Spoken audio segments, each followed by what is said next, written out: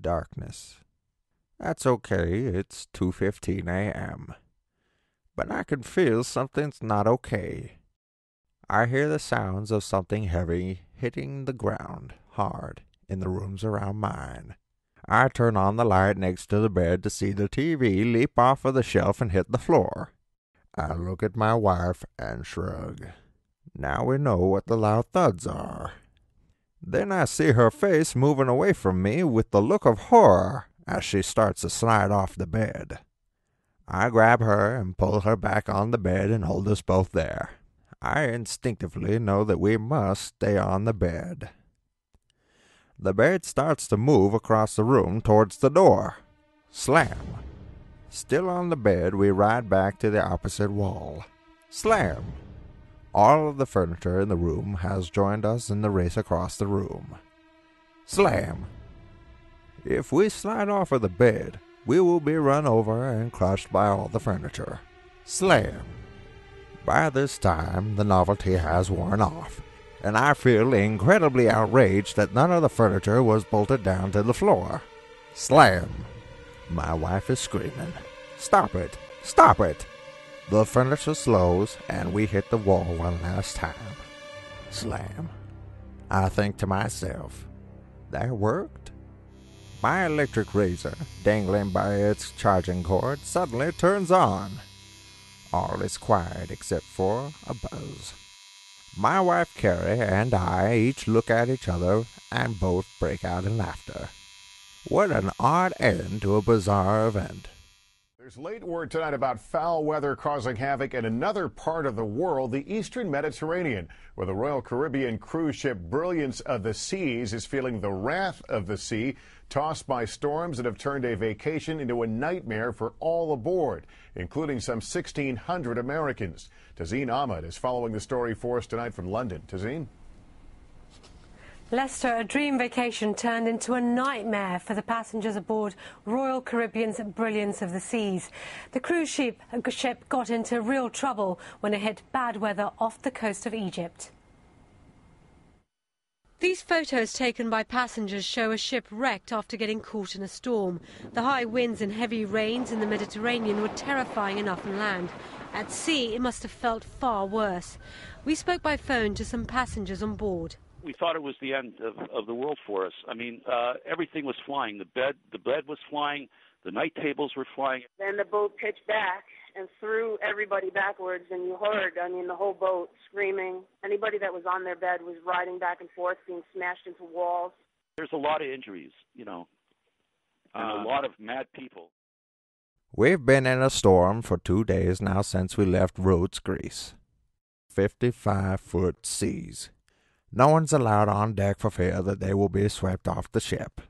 We are supposed to arrive in Cairo sometime before sunrise. It's December 12th, 2010 in the Mediterranean Sea. There will be no more sleeping tonight. Our room looks like we've been partying with Joe Walsh. Joe Walsh is a rock singer, songwriter, and guitarist who has been in numerous bands such as the James Gang, Burnstorm, and the Eagles. By the mid-70s, after Joe Walsh takes his master's program in hotel room destruction from Professor Keith Moon of The Who, he was wielding a chainsaw to tear down the walls, just as he reports in the song Life's Been Good. Joe also claims to have superglued all of his furniture to the ceiling of one hotel room. Now on with the countdown. I live in hotels, tear out the walls. I have accountants pay for it all. Carrie is in the head, a.k.a. bathroom, throwing up. Can't blame her at all. I grab the camera and start filming all the damage in our room. I ask if she's going to be okay. She says, eventually. I suddenly remember that we are not traveling alone. My friend Bill and his wife are also on board. They are 7 floors above us. I quickly dress and tell Carrie I've got to check on Bill and Debbie. I run the stairs, the elevators are out of order, and the rest of the ship isn't doing much better. I can hear a lady yell the name of someone she is searching for. The giant Christmas tree has fallen over, crushing Santa, and a few deers. I smell smoke, but can't tell if it's cigarettes. People are running around in panic mode, trying to put on their life vests. In these conditions, that would only make the body easier to find, and you don't want to be on the lifeboats right now. I get to their door a bit winded. Debbie answers the door. I look in and see Joe's been partying in here too. You guys okay? Debbie looks a bit upset. Did I mention Bill is blind? Bill takes a lot of medication, and Debbie is a bit obsessive-compulsive. She didn't want all of his meds to be all over the floor. Therefore, as the rocking started to get worse, Debbie went to the head where all of Bill's meds are. The head is quite small, and Debbie could sit on the toilet with both forearms against the shelves holding the meds. This also braced her very well, so well she didn't notice how badly the ship rocked. When the rocking subsided, she walked back into the room that Bill just rode the bed back and forth in. The place was wrecked. She said, "Bill, what did you do?" Still with a death grip on the bed, Bill said, "I held on." We never made it to Cairo. The storm closed the port just as we got there. All of the ships and boats had a better chance of survival out at sea, so our captain had to suddenly turn and keep from hitting the mass exodus. In the emergency turn, we got sideswiped by 55-foot waves, which caused the ship to rock 54 degrees.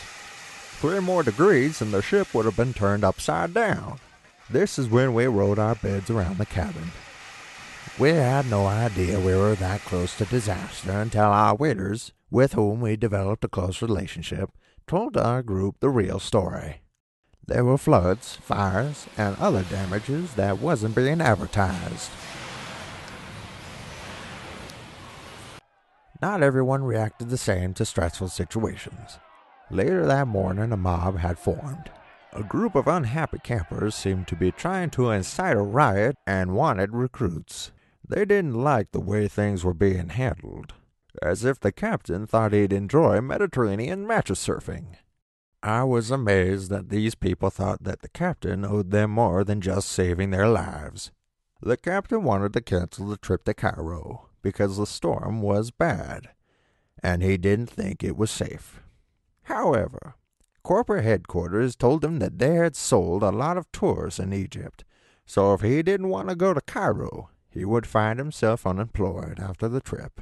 The only mistake the captain made was that he caved and headed to Cairo. No lives were lost. Poseidon wasn't trying to kill us, but a lot of people were injured.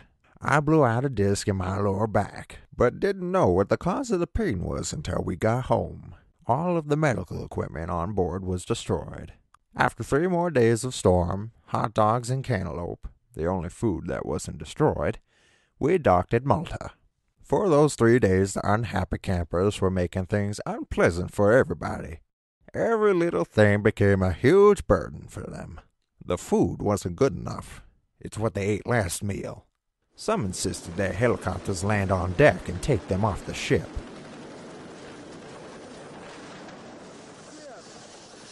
They were angry, loud, and rude, and expected extra special treatment for everyone.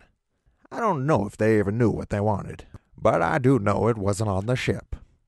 We just stayed as far away from them as we could. In contrast, our little group developed a deep appreciation for Malta. We were there 2 days while the ship was made nearly whole again. We went on tours, went shopping. I had to find a falcon statuette, ate at the restaurants, and sampled the local culture. We spent a couple days in Barcelona. Seeing Europe with a blown disc was not optimal. It slowed me down a little, but I didn't want anything to ruin our vacation. The mob on the ship forced corporate to give everyone their money back, but they still had a miserable time. They decided that their 2-week vacation was ruined by a couple of minutes that neither they nor anyone could control. As for us, we had a free European cruise, have a totally unique story, and made some new friends that we still write to. You cannot put a price on that. Your experiences are not good or bad. They're just experiences. We make them good or bad by our reactions, our judgments. Do not give the power to control your experiences to the unhappy campers. If you're having a bad day, change your mind. Oop. This is our room after the rough weather. Oh. As you can see, the bed is no longer anchored down.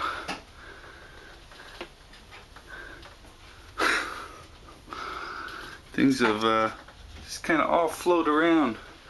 We're tilted to one side, listing. It's like 2 something in the morning.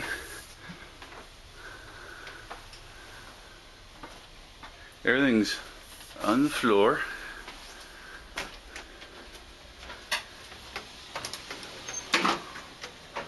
Most of it ran to the cabin door. And it's all the ice from the ice bucket and water, and we're missing a passport still. And money. And money.